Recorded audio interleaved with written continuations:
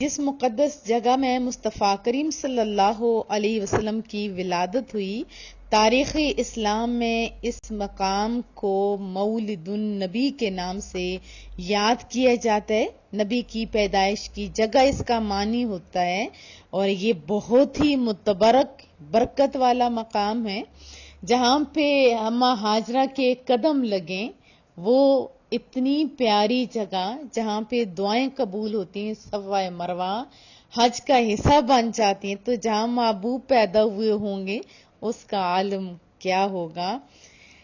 اور اس جگہ پر جو پیارے لوگ تھے سلاطین اسلام، انہوں نے اس مبارک یادگار پر بڑی پیاری عمارت بنائی تھی، جہاں اہل حرمین شریفین اور تمام دنیا سے آنے والے مسلمان دن رات اکٹھے ہوتے تھے، درود و سلام پڑھتے تھے۔ حضرت شاہ ولی اللہ جو بہت ہی پیاری ہستی ہیں، محدث دہلوی رحمت اللہ علیہ نے اپنی کتاب فیوز الحرمین میں تحریر فرمایا کہ میں ایک مرتبہ اس محفل میلاد میں حاضر ہوا جو مکہ مکرمہ 12ویں ربیع الاول کو مولد النبی صلی اللہ علیہ وسلم میں منعقد ہوئی تھی۔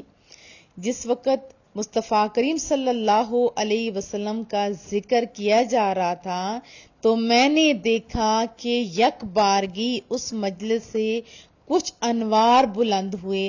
میں نے ان انوار پر غور کیا تو معلوم ہوا کہ وہ رحمت الہی اور ان فرشتوں کے انوار تھے جو ایسی محفلوں میں حاضر ہوا کرتے ہیں۔ حدیث پاک آپ سب جانتے ہیں، جہاں پہ ذکر ہو رہا ہوتا ہے اس کے گرد کون ہوتے ہیں؟ فرشتے تو ہوتے ہیں، طواف کر رہے ہوتے ہیں، اکٹھے ہوتے ہیں، پیارے لوگوں کو نظر بھی آ سکتے ہیں۔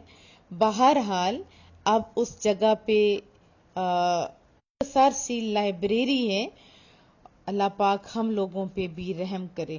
ان خوش نصیب عورتوں کو مصطفیٰ کریم صلی اللہ علیہ وسلم کو دودھ پلانے کی سعادت نصیب ہوئی تھی۔ سب سے پہلے مصطفیٰ کریم صلی اللہ علیہ وسلم کو جنہوں نے دودھ پلایا تھا ان کا نام تھا حضرت صوبیہ، جو ابو لہب کی لونڈی تھی، اور دوسرے نمبر پہ محبوب کی والدہ محترمہ حضرت آمنہ رضی اللہ تعالی عنہما کے دودھ سے سیراب ہوتے رہے۔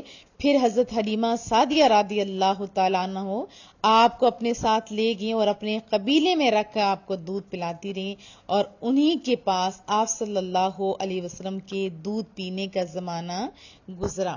سب جانتے ہیں کہ شرفائے عرب کی عادت تھی کہ وہ اپنے بچوں کو دودھ پلانے کے لیے قریب جو ہوتے تھے دیہات، ان میں بھیج دیتے تھے۔ وجہ یہ تھی دیہات کی صاف ستھری آب و ہوا، بچوں کی تندرستی اور جسمانی صحت بھی اچھی ہو جاتی تھی، اور وہ خالص اور فصیح عربی زبان بھی سیکھ جاتے تھے، کیونکہ شہر کی زبان باہر کے آدمیوں کے میل جول کی وجہ سے خالص اور فصیح بلیغ نہیں رہا کرتی تھی۔ اس وجہ سے حضرت حلیمہ سعدیہ کا بیان سنتے ہیں، وہ کہتی ہیں کہ میں بنی سعد کی عورتوں کے ہمراہ دودھ پینے والے بچوں کی تلاش میں مکہ کو چلی، اور اس سال عرب میں بہت سخت کال پڑی ہوئی تھی، یعنی اس وقت حالات اچھے نہیں تھے۔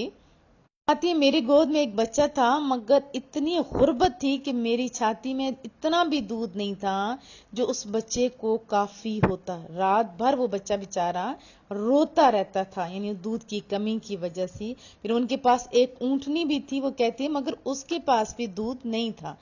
کہ پھر فرماتی ہیں کہ میں مکہ مکرمہ کے سفر میں جس خچر پر روانہ ہوئی، سوار ہوئی، وہ بھی اس قدر لاغر تھی کہ قافلے والوں کے ساتھ وہ چل نہیں سکتی تھی۔